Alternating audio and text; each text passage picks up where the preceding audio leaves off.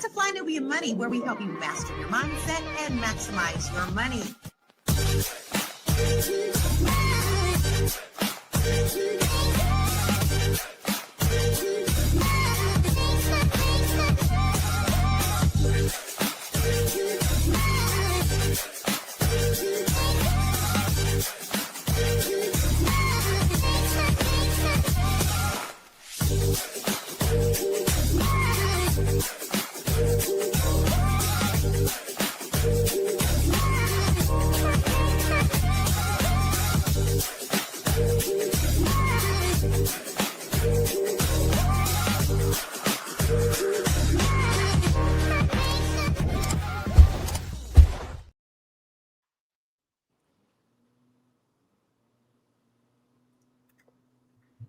Mute.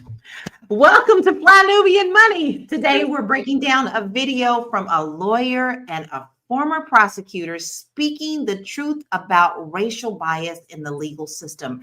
She explains why representing Black and Brown clients often means working twice as hard to get the same respect and results. We'll discuss systematic barriers, workplace inequality, and what it really means for justice and money. And I cannot wait to get into this conversation. I have a wonderful panel today. We have Tiara Williams, our producer and actress and vocalist. Yes.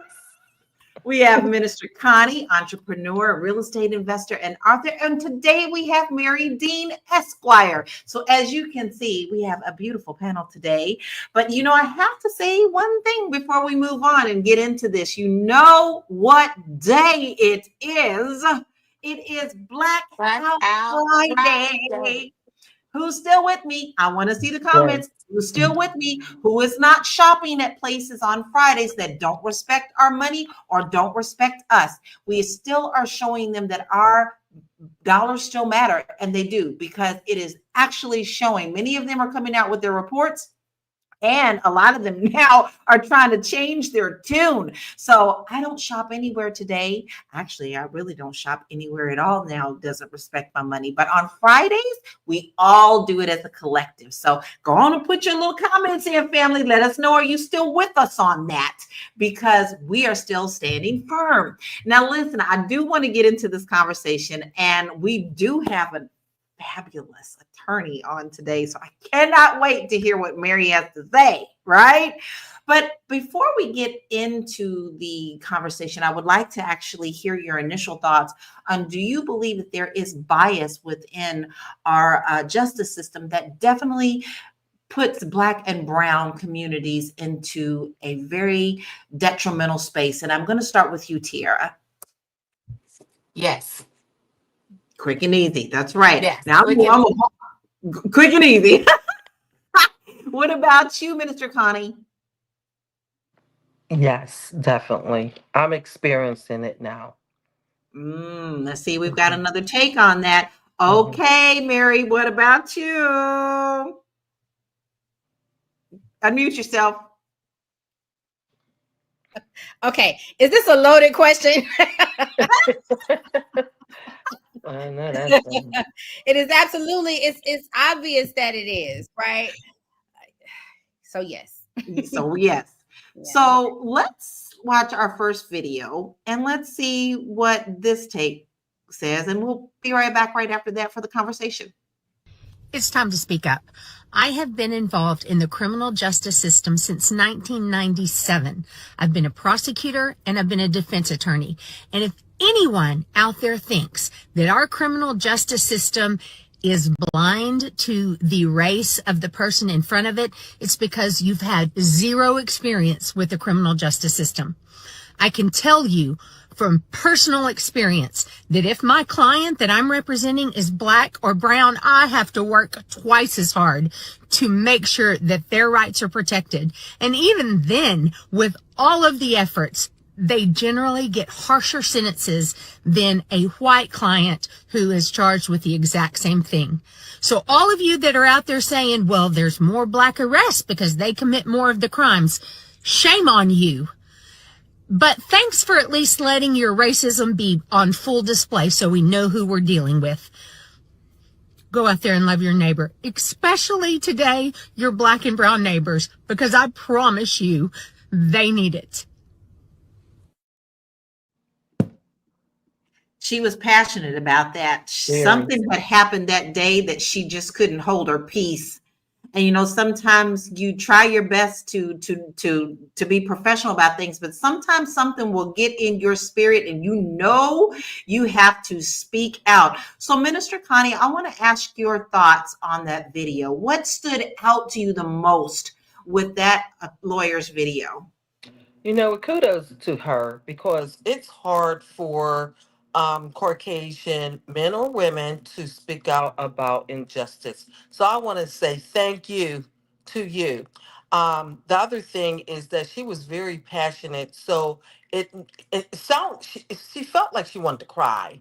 You know, that's how many years she's been in it, and she was just sick and tired of it.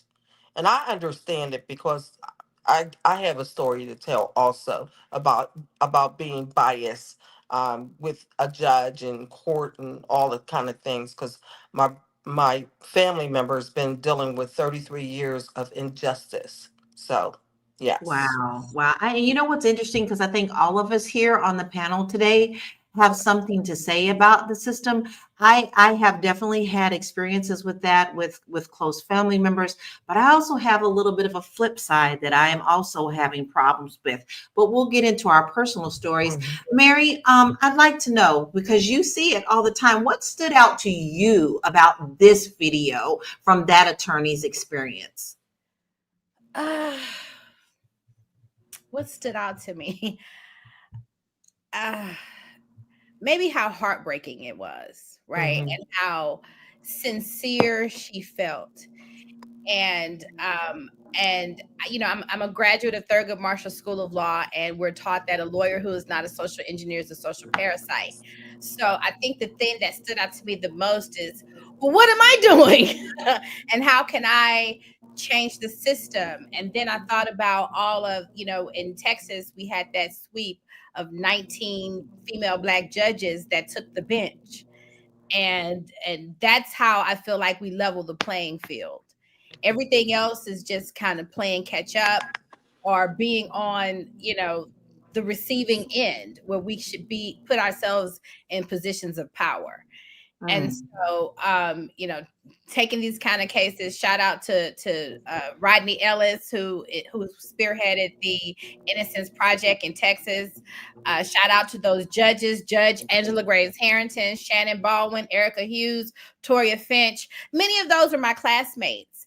And so that's what stood out to me is we got what county is this woman in?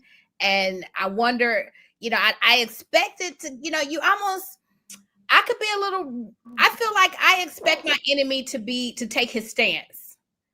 And I don't, you know, I just expect it. And so the only way to fight that is to remove my enemy from those positions of power and assume those positions of power wherever I can. Oh, I hope I wasn't too long-winded. No, I think that's a very good take. Here's what some of our family audience today are saying. First, a lot of people are still joining us with our Blackout Fridays. Kudos to all of y'all. And we love that. We appreciate you still riding with us on that. Booker says, of course, the color of justice is green.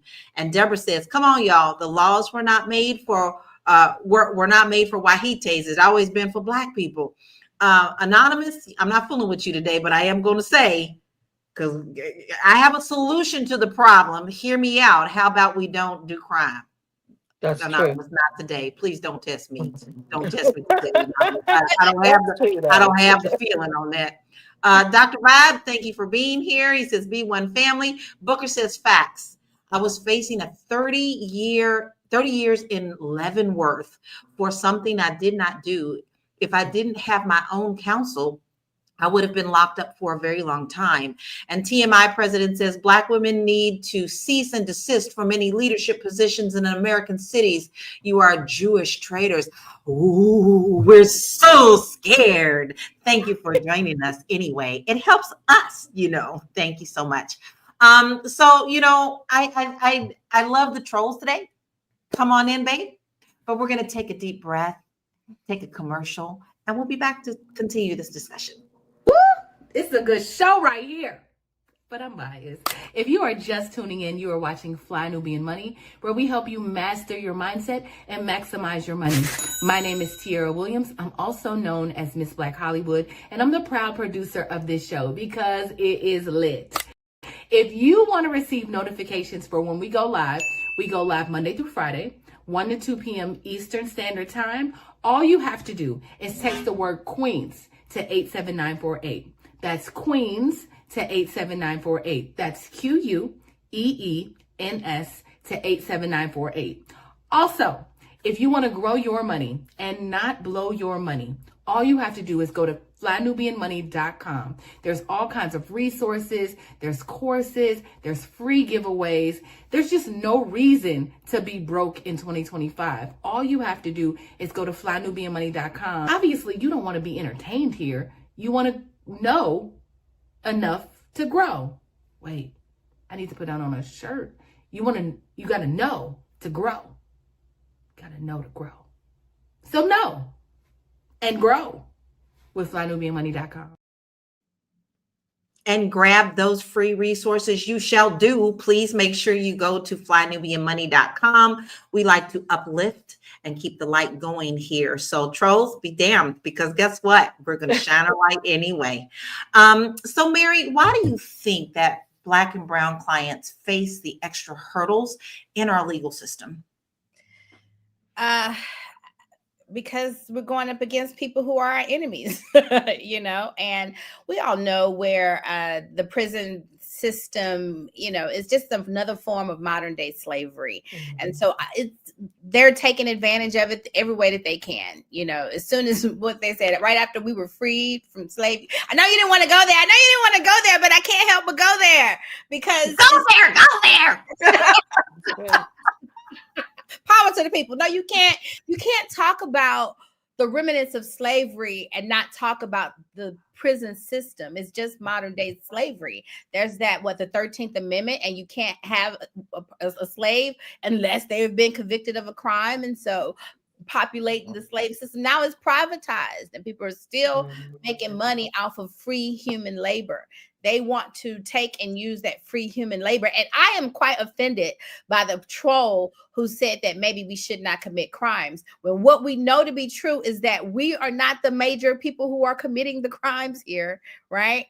We're not the majority. And that's just been proven statistically over and over and over again. And so the fact that we are not the majority of the people who commit the crimes, but we are the majority of the people in the prison system is what speaks volumes. Well, Marye, what can you expect from anybody who's coming in from X? We expect that. I always like to call them cowards behind keyboards, but everything that you said is complete fact. But Minister Connie, I'd like to know how do you think the systematic bias affects case outcomes? You said you have a personal story. I would love to hear it. Yes, I have a family member that's been in jail for 33 years for something he didn't do. The judge knew it, the mother knew it, but he felt that person should have told on every other person that was involved, but he did not know because he wasn't there. He picked them up, they flagged them down in a small community, everybody knew each other. They flagged them down, asked them for a ride. He gave them a ride and been caught up for 33 years. The thing is the judge was very biased. What he would do was taunt the family. He would bring the mother of the victim up and would talk with her for a half an hour while the whole courtroom is filled with his family, and she's the only one there on her side of the family, and just talk to her. So I wrote him up. Up because he was very biased. He was very disrespectful. And the thing is, he kept the whole thing just tied up in his court. So when I wrote the letter, I don't know, it was a lot of money, but we finally got it out of his courtroom, and now the last hearing we have has been going very, very well because this judge is not biased. And actually, he came out and said, "What was this judge? What do you think?" To the prosecutor, "What do you think that this judge was doing with all the things that was there that he was violated numerous of times?" And the other judge said, "I see that there were some bias things here." He didn't, he said, "What do you think?" He asked the prosecutor that for the state, and she couldn't even defend him because it was just plain blatantly there in black and white. So, Wow, wow. yeah. Um, Mary, I do want to ask you this. You know, they say you have to work twice as hard for people of color. Have you found this to be true within your practice?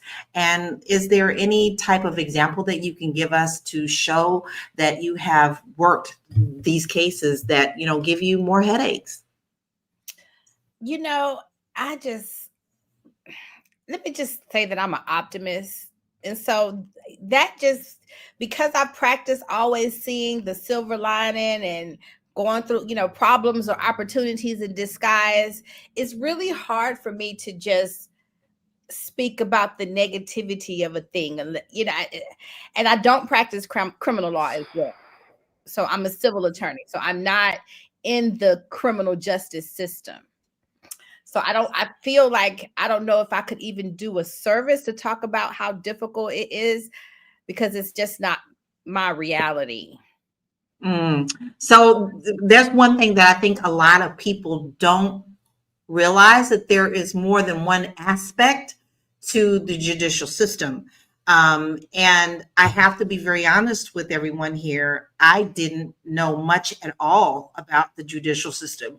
I was one of those people that was always one that said, due process, we can get things done, until my sisters were killed in Mississippi by a drunk driver who is still walking free 2.5 years later because their court system is so overloaded. And we are waiting for a corrupt district attorney to do something that has not been done. So honestly, I really feel like a lot of people don't really know much about the judicial system until you actually have to deal with it. The first thing people want to tell you is call your senator, call your governor, call the attorney general, you don't think I've already done all of that and hit nothing but black walls, just straight up black walls. But what I did learn is, because it's a red state and the area that this happened in is in a Democratic area, they're playing the political game instead of the right or wrong or the due process game. So do you think that also plays into what we are dealing with these judicial courts when it comes to our communities? And I'm going to ask both of you all that question, but I'm going to want you to answer that one first for me, Minister Connie. Sorry about that.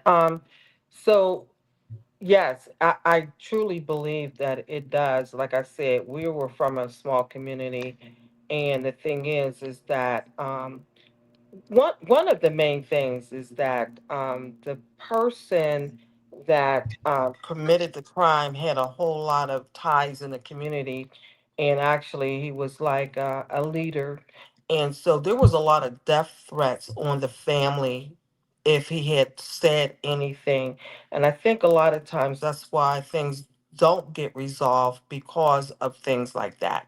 If you do it, you got to take the crime, all by yourself. So that was one of the things we was dealing with. Not only that, a biased judge and lawyers charging us thousands of dollars.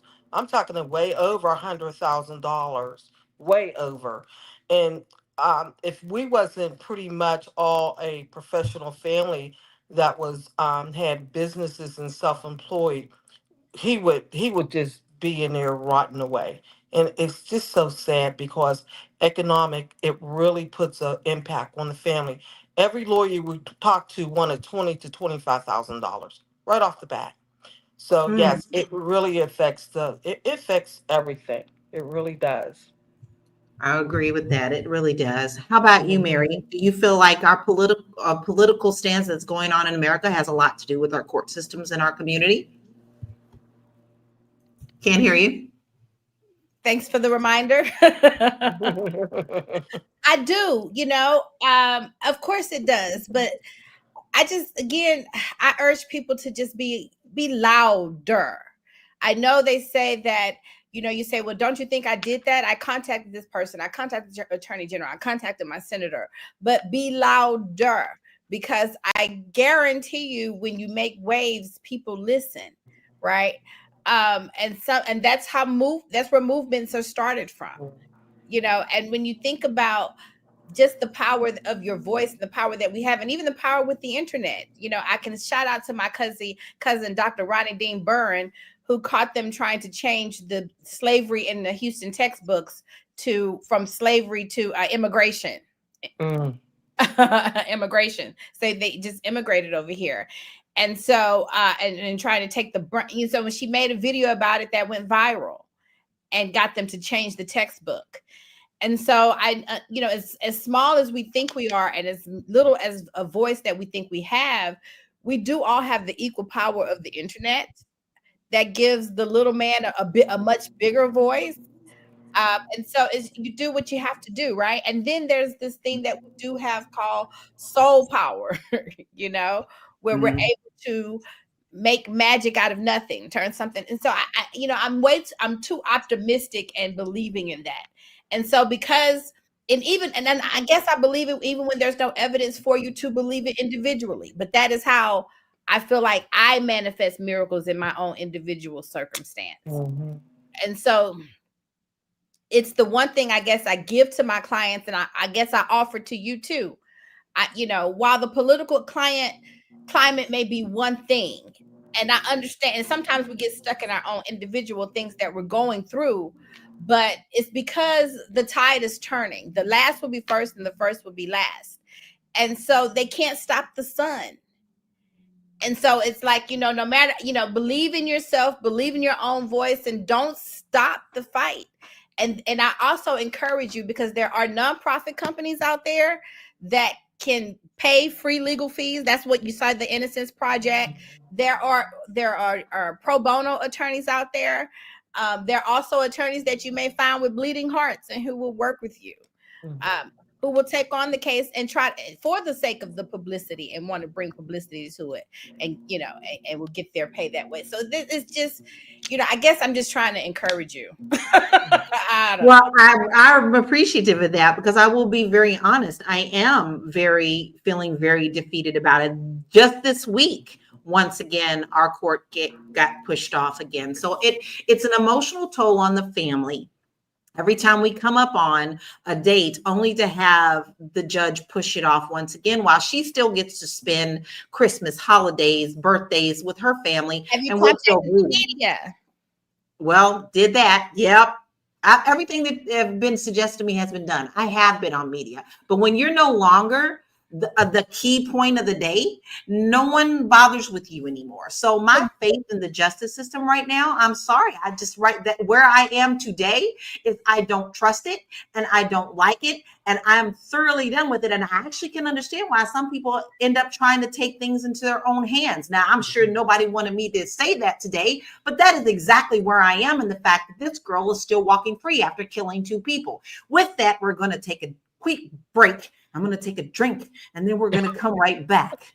Because you're busy, you got things to do, and you can't take us on the go with you every single day. Good news for you. We are now on Spotify. So if you can't watch us, now you can listen to us on Spotify. Search Fly Nubian Money, and all the episodes shall appear. All you have to do is like, subscribe, leave a 5-star rating, leave some comments, tell people how you love us, so that when other people come along and are looking for a great show to watch, they can find Fly Nubian Money too. One last thing, and just in case you've been sitting under a rock, Fly Nubian Money now has an investment club. We are the Fly Nubian Money Club. It's easy. All you have to do is go to flynubianmoneyclub.com, and I am committed to bringing in top experts from all industries to help you level up. They're teaching us the skills that we need to compete in this market. We often say that nobody is coming to save us, not the government, but guess what? We're coming to save us. I'm coming to save you with the Fly Nubian Money Club. So listen, all you have to do again is go to flynubianmoneyclub.com. We have a 30-day free trial set up just for you, just for those people that are struggling. Even if you ain't struggling, you ain't got to struggle. I'm coming. Okay, let me stop playing. I'll see you soon. Well, we got other videos to watch because I think it's important for us to bring in other elements as well. As you can tell, I'm still passionate about mine just because I'm so raw in the middle of it. And I think that sometimes, we have to hear that. So let's check out this video and get back into the conversation. Here are 50 white guys. Here are 50 black guys. Here's how many white guys can expect to go to prison in their lifetime. The chances amount to 1 out of 17. Now here's how many black guys can expect the same thing. The chances are 1 out of 3. There's racial bias at every level of the criminal justice system. When blacks and whites commit the same kind of crimes, blacks are more likely to be arrested. Once arrested, they're more likely to be convicted. Once convicted, they're more likely to serve longer sentences. Look at the numbers in America's so-called war on drugs. About 14% of American drug users are black, as are about a quarter of drug sellers. Yet blacks are 34% of the people arrested for drug crimes. And those convicted of drug crimes, 46% are black. By the time we factor in sentencing, there are actually more black drug offenders than white ones in state prison and in federal prison. In the end, the incarceration rate for drug crimes is 10 times higher for blacks than it is for whites. These are the facts. Racial disparity in America's war on drugs is one big reason that 1 out of 3 black men can expect to go to prison in their lifetime. Wow. 1 out of 3. Mm-hmm. 1 out of 3. That's pretty powerful. That's actually very rattling. Minister Connie, what are your thoughts on that 1 out of 3? It's terrible. And the thing about it, the war on drugs, it's on the black male and female because we're not bringing over these drugs. We don't have planes and boats and submarines. We don't have none of that. So the war on drugs should be on the people that's bringing it in. But what do? They focus on the ones that's out there with a little bit of stuff, selling it to, make their ends meet or whatever they're doing. But it's still poisoning our communities. The thing is that they're not the ones that is bringing it in. The war on drugs should be on the um, white professional people that is bringing it in. I think that's one of the most cases that we always see is what they call the war on drugs. But Marye, what are some signs that a client might encounter for unequal treatment? Like what are some signs that show that they're going to have unequal treatment outside of this? What do you mean signs? Are there any signs that you can within our community that you already know that you're going to be fighting an uphill battle with?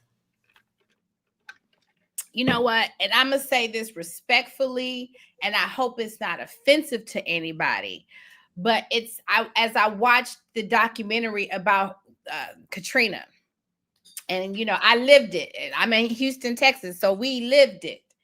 And I'm watching the documentary and it's like, it's racism. You hate how they treat Black people. But then I told my sister, but it really was more about classism. Classism. And I think that, and I hate to, and I'm not a materialistic person and think that money and resources saves everything and everybody. But that's, when you compare that to how the men who were the cowboys in that documentary and how they were arrested for drugs and offenses and got slaps on the wrist because of who they were and how much money and power that they had. And so it's power, it's money and power.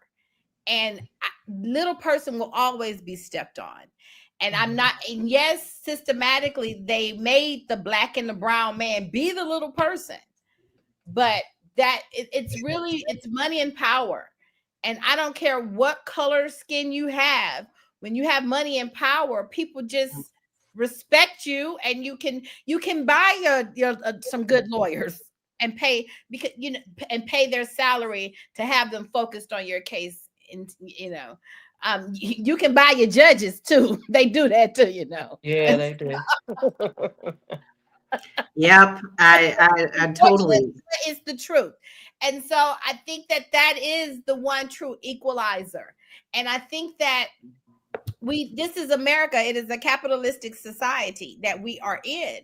But when you recognize, we know it's a trap. It's a trap. They don't call it the trap house for nothing. It is a trap.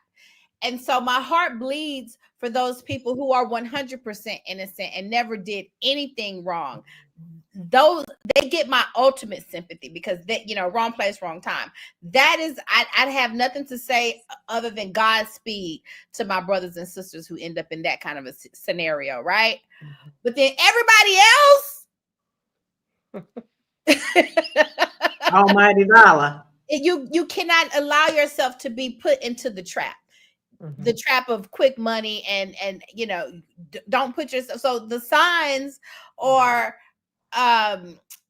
people that volunteer for the trap.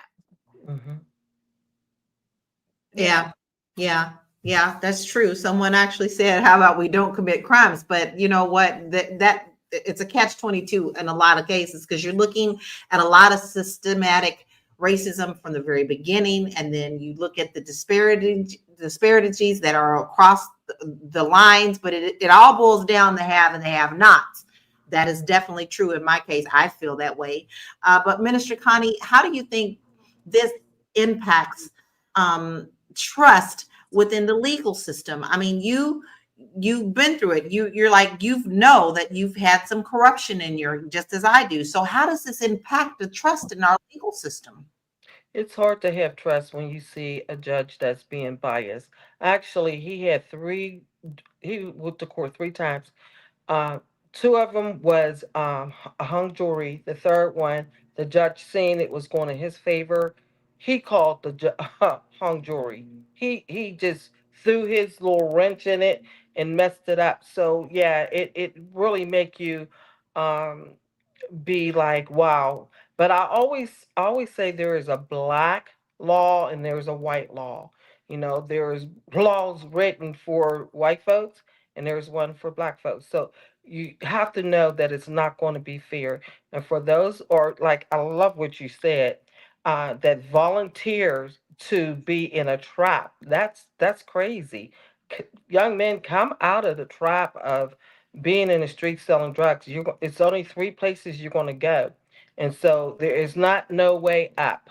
Really, it's never going to be a way up. I know people that have been in the game for a long time. They end up dead or in jail for life. So I just hope these they're listening and that they will make a change, because become entrepreneurs. There's all kind of ways now you can make money. You don't have to make it in the street. You make more money legally when you do it by using your brain. And we are genius people. We are smart. There is so much that we could do. We are creators. We created so much stuff. We can't even name it all. So come out the streets and just, get get a business, go get loans, whatever. I want enough money so that I can help, and I do help people go into business, what I can do. But if I had a lot more, it'd be a whole lot more. So I do want to say that. Leroy has a really good question, and I want to try to stay on the positive, because I already find myself slipping today because it's just so raw for me. Just going to be very honest about that. But Leroy says, the adage of working twice as hard is very real. Since we understand this, what are 3 solutions to this issue? So I'm going to start with you, Marye. Do you have a solution for this working twice as hard for our communities? Twice as hard at a job, or twice as hard in your own business? I would say in your own business. Well, are you working twice as hard in your own business? The solution is to understand who you are. And I mean, from a soul perspective. I mean, from a law of attraction, I manifest my reality perspective. Sorry. Love it. Love it when they make their appearance. I guess she's like Mama was getting ready to preach. Because somebody go and open the doors of the church. No, but because I am a one-trick pony. Let me start there. I'm a one-trick pony, and my only trick that I have in my bag is faith. And so when I study religion and spirituality, and I got a real understanding of everything, one thing that happened was the more that I understood about religion all across the board, the blacker everything got. The blacker all the people got. And so then the more I kept studying, I started to understand. I was studying the human mind, body, and spirit connection. And then I started to really discover why they had their foot on the black man's neck, because the black man has melanin, and melanin is raw magic. Okay. That black people are made different. We don't just open our mouth and rainbows come out and we just hit the beat on the 1 on 2s and we just no, we are a soul. We have strong souls. It's more than James Brown jive turkey thing, right? We have strong souls, which means we have the ability to part the heavens like they parted the Red Sea and get whatever it is we need. And so then you understand why there's this systemic to try to keep us working for them so that they can profit off the melanin. It's systemic for us to think and taught that we can't do anything, because that's the only way. If your power is faith, all I got to do is show you that you ain't nothing. So you think that you ain't nothing. So then you won't be nothing. Right. And so when you understand that your God nature, you are God manifested in human form, your God nature to create your own reality. And you ooze that. The black people that tap into that power, they do walk on water in their own way. And so once you get, then nothing bothers you. You know, it's like you live, it's two different worlds. You rise, you kind of levitate a little bit above the drama and the fray, because somehow even my problems have come to serve me. Even what they have meant for bad has been the stepping stones that I needed. I ate the garbage and I grew, you know? And so that is and I say this, people look at me and they say I'm so pretty. They see all these doggone accolades behind me, but I became the WallStreetLawyer.com the day my brother called me while he was high on crystal meth. When you understand that everything is here to serve you. All of it. And so it's that mindset shift when you taking back your power. I don't watch the news for a reason, because I'm not buying into your drama. I'm not buying into that we are powerless, because I have tapped into all power. That's right. So I can't focus on the system not working. You can only focus on things working out for you. That's how you invoke that magic in your life and in your situation. And you got to own it every moment of the day. Even when the situations are the darkest, you be the light. You know what I'm saying? I don't care. And look, and sometimes the light means it's pow up in this place. That's Angela Davis, you know, aside of Shakur. Sometimes it's rah, you know. Sometimes, you know, but so that's all I know. And that's how I've become. I became a lawyer because my own family told me I could never be a lawyer. Seriously. Now, who does that to a kid? But I can't all joy, because look at me now. You know, so I'm telling you this from my own experience. It's all I know. It's all I know is that I trust God no matter what. No matter what. You got a lot of people who are definitely agreeing with you in the comments. We got one that says, I definitely concur. Deborah says, so true. Black people are the most beautiful, amazing, resilient people on the planet. We have a soul that can only be touched by God.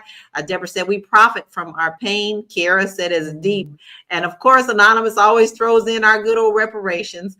And Deborah says, we profit from our pain. And Deborah also says, thank you, Esquire. And we're going to take a quick break and we'll be right back.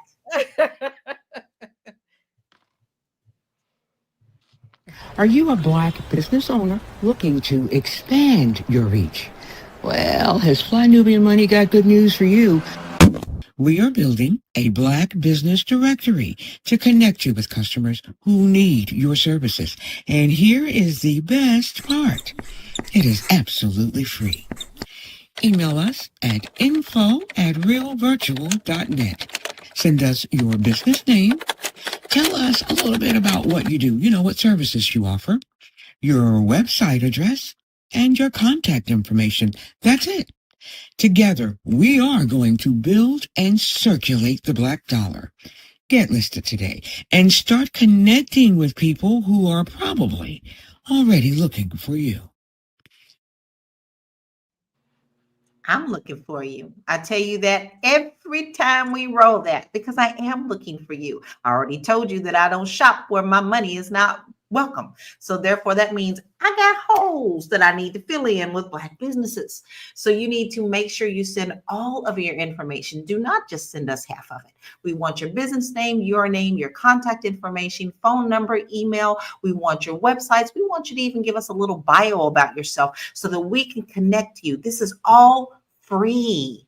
So send it into info@realvirtual.net. Y'all know I get excited about that commercial, right? Not only do I get to hear my cool, laid back Gwen, I also get to tell you that I'm looking for you. Okay. So we're going to dive back into this conversation, but we have another video to bring up. Let's check this out and we'll be right back. This is going to be really hard for me to talk about, so bear with me. It's finna get dark in here. We are going to talk about the dark history on why jails were created. In 1863, African American slaves were freed. They thought things were great, but they really just got backstabbed. Now, as you know, in 1861 and 1865, the American Civil War happened. During the Civil War, roughly 179,000 black men fought in the Civil War. They fought in the war because they thought America would look out for them, which ultimately made them worried because now how do we keep these people in control? The government needed a way to create peace, to keep the white people happy, but also take care of the African American citizens that just got freed. Before the 1890s, where they started the Prison Act, jails and prisons tend to look like houses. Some like this. After the American Civil War, the number of U.S. penitentiaries in the South and West spiked. So, who y'all finna put in there? After this, a lot of African Americans were locked up. Their inmates population surpassed 30,000. By 1880s, African Americans became the major inmates. They were backstabbed. You're telling me that they helped fight the war and then they were falsely imprisoned to do more labor? Convicts who were originally slaves dug levees, laid railroad tracks, picked cotton and mined coals for private companies and planters. Mostly false imprisonment or doing more time than they deserved. Innocent man locked up for 37 years. 1944, George Steeny, 14-year-old, electrocuted and he was innocent. We're still living in this dark history, and Joe Biden played a part in it. Your president signed a crime bill what was one of the key contributions to mass incarcerations in 1990s, especially hurting blacks and brown Americans. African Americans, they were never really freed. It just was switched. Black people were never given equality. Let's just clear that up. African Americans have been fighting for decades for equality from the government. Everybody be safe out there. We know that this is a systematic thing. We know that they are actually still lining up to do these things, these prisons for profit. It doesn't matter who's in the White House. They've always had the prisons for profit, are still alive and thriving, and they are lining up to fill them up more. But how? And I'm gonna ask you, Minister Connie, this with understanding these dynamics.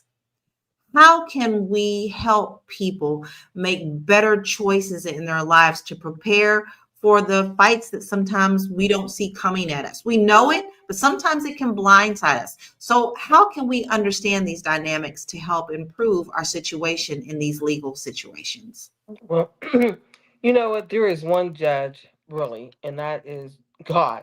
He is he is the judge and the supreme being.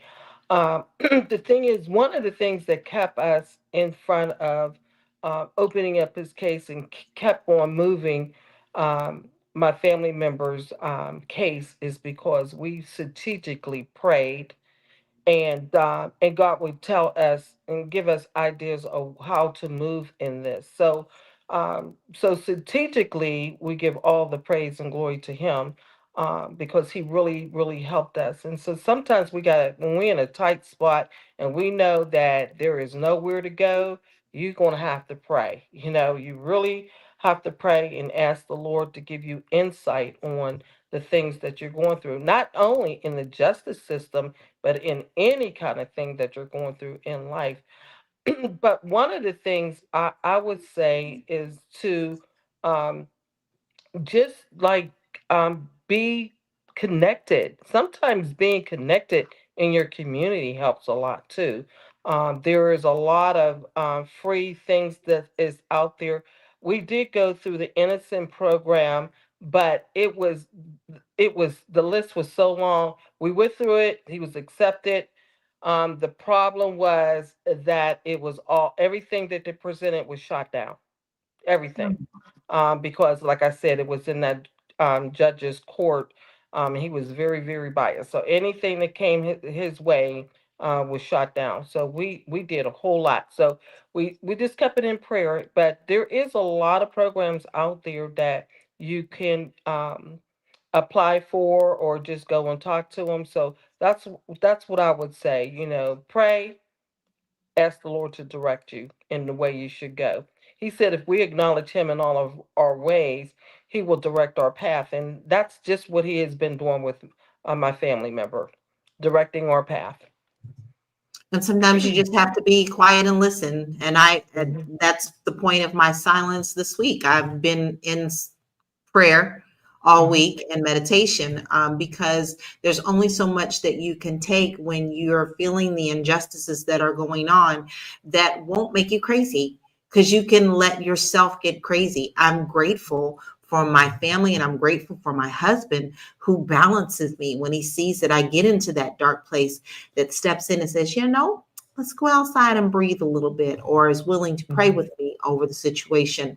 But Marye, I want to ask you this. Now, we know that Minister Connie knows that the judge in her case was very biased. So how might biases influence a judge and a jury's perception?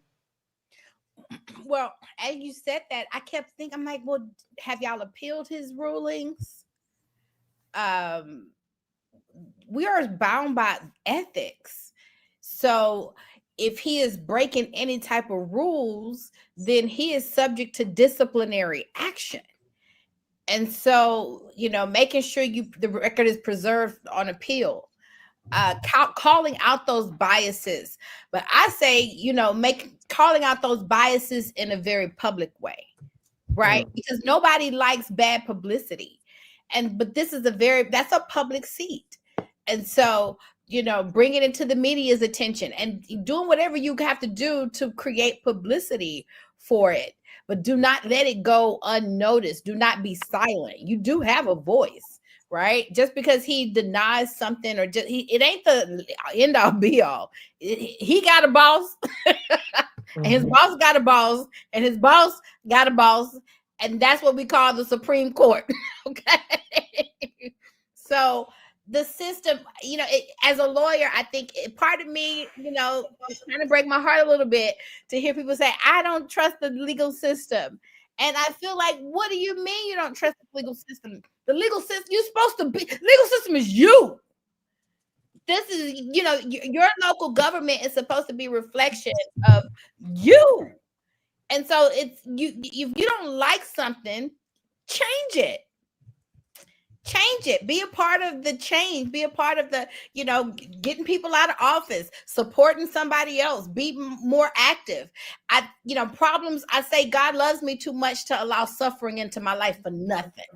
So if he's brought this situation to me, it's got to be something here for a reason. And I consider it like life is like a video game. And so Mario Brothers be playing the game. But I know when I go down into the valley and I got to jump on this alligator, top of this alligator, slay a tiger, all that just to get this star. But when I get the star, it makes me invincible.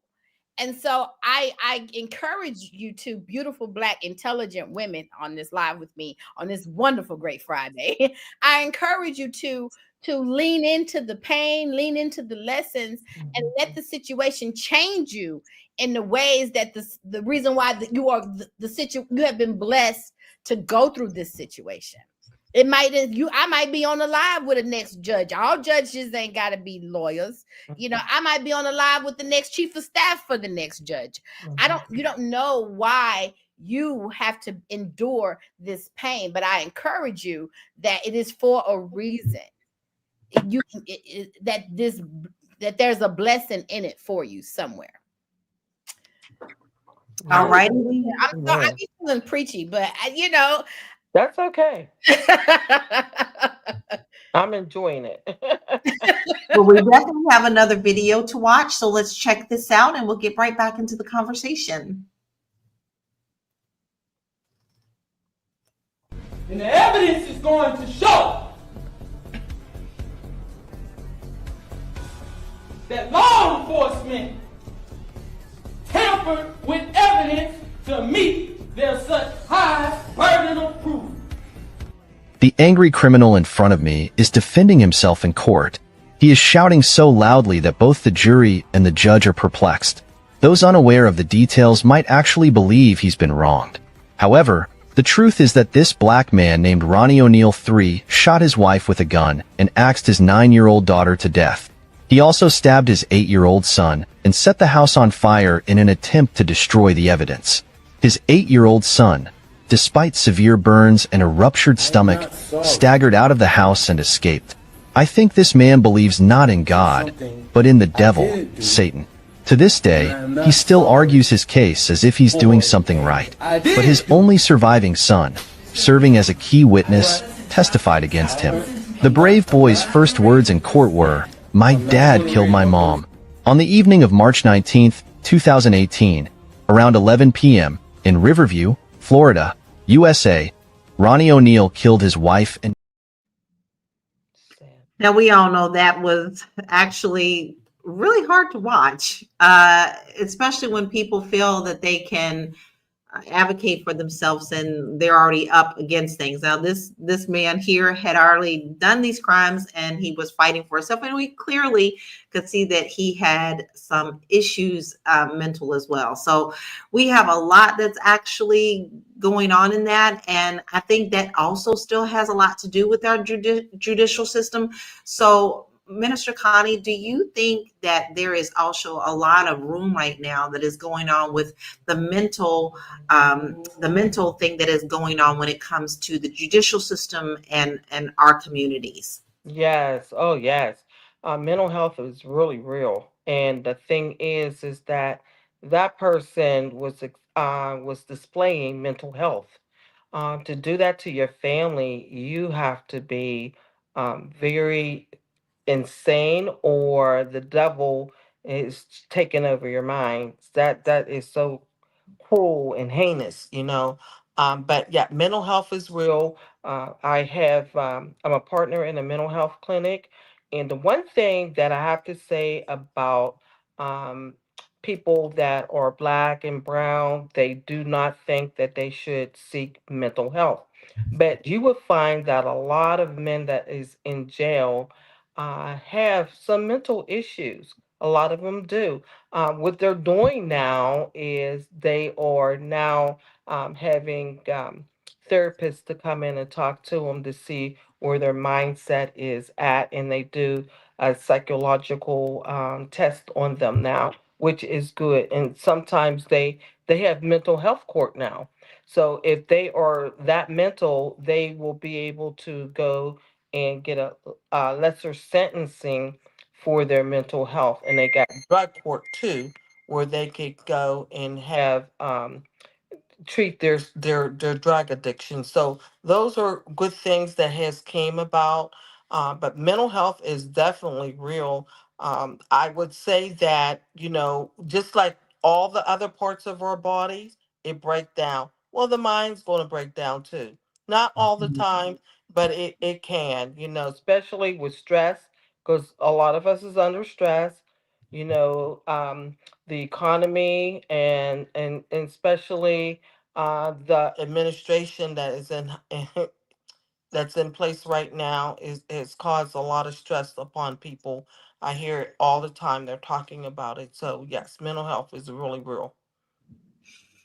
I agree. There is a lot of that going on that we also need to recognize as well. We're going to get into our final thoughts, and we have said a lot here today. To our viewership family, please put in your comments as well. Have you experienced any bias in the judicial system? We would love to hear your comments on that as well. We've been rolling stats like Black Americans are more likely to be incarcerated for similar offenses compared to white Americans. We know that. Studies also show Black lawyers often face slower career progressions than peers, even with the same credentials. And so, with that, I actually want to throw my final question and your final thoughts on this, Mary. With what I just said about that, about the attorneys, do you agree or you disagree with that stat? I'm gonna agree. I'm not gonna say that they're probably not wrong, but my first job, they told me, I was like, well, how much they want to get paid? How much do you want to get paid? I said, I want my six figures. They said, well, ma'am, this is a nonprofit company. And I was staff attorney for aid to victims of domestic abuse. We are free lawyers for victims of family violence. And they said, well, we can't give you six figures, so you can have a business on the side. So, that's how I started my business. Okay. As a side Out of hustle. another necessity, right? I got my six figures out the mud. So, it's just, yes, that may have been the case, but that just because that might be the majority climate, that does not have to be your individual story when you walk in the power that you have inside of you. You know what I mean? So, I mean, that might be true. True. Well, where can people find you? TheWallStreetLawyer.com, TheWallStreetLawyer.com, BlackWallStreet.com, and I'm on all social media as The Wall Street Lawyer and Black Wall Street that's DOTCOM. Love it. You got the assignment, family. You who to go to. We have a lot of fabulous queens here who you can go and talk to. Please make sure that you go and follow Mary. She's got a lot of good stuff. I know she does just by being here today. I'm honored to be on this panel with her today. So, Minister Connie, how do you feel? Because you also are a businesswoman. Okay. You talked a lot about how you're struggling with how much they were charging and how much it's really cost a lot to protect your family member. So how can the systematic bias impact us long term when it comes to the biases that we have? What do you suggest to people to help have these things in place should something come up that could help them move forward in their cases? Well, one thing we knew my member was innocent. We knew that. So we definitely riled together. And I tell you, $100,000 easily has been spent on keeping him in the court system because we know he's innocent. So it can cause a lot of stress and a lot of money, especially when you just need court documents, $5,000 from just for the next lawyer to get. So we've been through it all. I would say this, if you know your family member is innocent, rally together and try to help them. Now, there are some that are in there, has done the crime, and what can you do? I don't know what to tell you on that because that's kind of hard knowing that they did the crime and stuff. But, I would just say support them as much as you can. Go see them, put something on their books. But just try to stay out of trouble as much as you can. That is one of the things is how you can help each other. But yeah, be an advocate for someone that's in jail. Don't just leave them and they don't have no support or anything. Even if they done the crime or they didn't, just still be there as a support. Take their telephone calls, send them a few dollars. It doesn't hurt. So And where can we that's a find you, hard Minister question. Connie? That's a I know it is a thing. hard question. It Yes, is a hard yes. question. Well, where can we find you? Oh, Minister Connie Spearman at .com. You can find me. I would love to hear from you. Also, get my book, Lord, I Hear You. Also, we have a journal that's available where you can journal how you feel each day. So it's a wonderful, easy read. So support me. Yes, please make sure that you support Yes. her. I know her book is wonderful. Mr. Connie always comes with beautiful peace in her words, and I'm also very honored to be on panels with her every week. Oh, So I I just appreciate love it. you. And I love you back. I don't think I have a positive thing to say today. This is very hard for me to talk about because we're coming at it at an angle of our communities. But it's also very hard when our communities are the one who are creating their own situation and then walking away and ignoring and still being able to thrive on the streets when they've created. In my case, I've lost two sisters. It is also a young lady who killed them, who is also a person of color who is being protected by her family because they're involved in the judicial system. So this is very hard for me to sit through today. And so basically all I can do today is to please pray for our family because it's been 2.5 years and Valerie and Asher still have not gotten justice. So that's my final thought today. And I hope that if you are looking to move to a different country or just move in general, to maybe move to get some peace in your home, because home is sanctuary, that you will go to my website and I can help you to do that at w.laurakey.net. I always laugh when Tara told me I need to do that. So please go to laurakey.net. And we are so grateful that you are here today. Listen, we know that we have people every single day that come on and join us. We thank you, Deborah. We thank you, Booker. We thank you, Black Lexicon, Anonymous. You know, I always like to mess with you because you mess with me, but I love you still the same. Dr. Vibe, who came in. We have so many people that come every day. Thomas Watts, we appreciate you. Kiera. Without you, we wouldn't have a show. So we are very grateful to you. We love to shout you out every opportunity that we have. But that's a wrap for today on Fly Nubian Money. Remember, understanding how systematic bias works isn't just about justice. It's about protecting your money and your future and your mental. So stay informed, make strategic choices. Make sure you hook up with our queens because we all have something to help you with. And keep building your generational health and wealth for your family. Today is Friday. We hope that you have a beautiful weekend. Keep your head up. We always say, be the light. And we'll see you on Monday at 1 p.m. because we're here Monday through Friday, 1 p.m. We'll see you. Have a great weekend. Peace.